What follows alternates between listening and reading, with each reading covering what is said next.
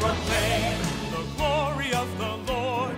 Let every tongue confess He reigns. Lift up His name in praises forever. Proclaim. Welcome to Proclaim. On this episode, I wanted to answer a question that we had received through one of the junior high kids, actually, on can you prove that God is real? And that question is kind of nuanced, and this isn't exactly my forte, so we'll probably have some other guests on to talk more about this. But you can't, scientifically speaking, you can't prove or disprove God with science alone. Now, there are a lot of evidences that God exists, but you can't exactly pinpoint for sure using just the scientific method. But one of the things, at least for me, that really touches home that yes, there is a God and there's no way that we could just be here by accident, is looking at the size of the universe and how massive it is beyond even understanding.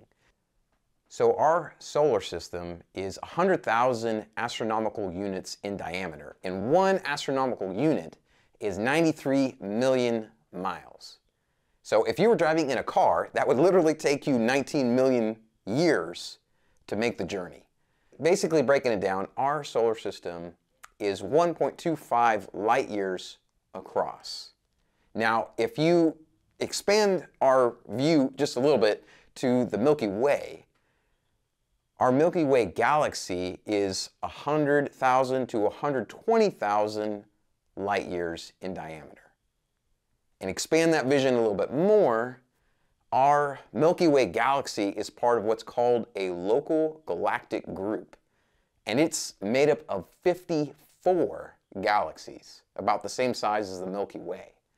Now that local galactic group is part of what's called a supercluster.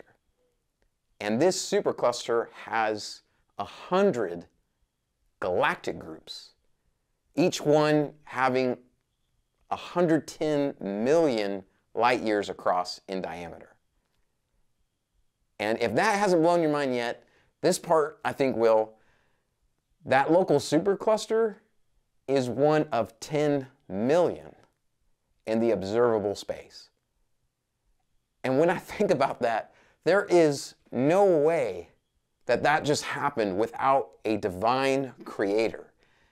And the Psalms and Solomon say it very well when they say the heavens cannot contain thee, because God exists outside of this massive creation.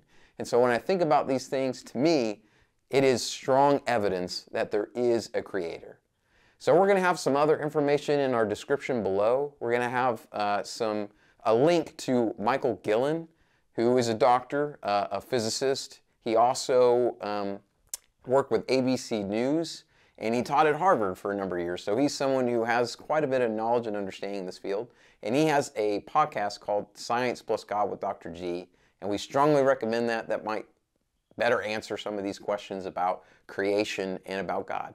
And hope you enjoy that. And until next time, this is Andrew King, your fellow brother and companion. The glory of the Lord, let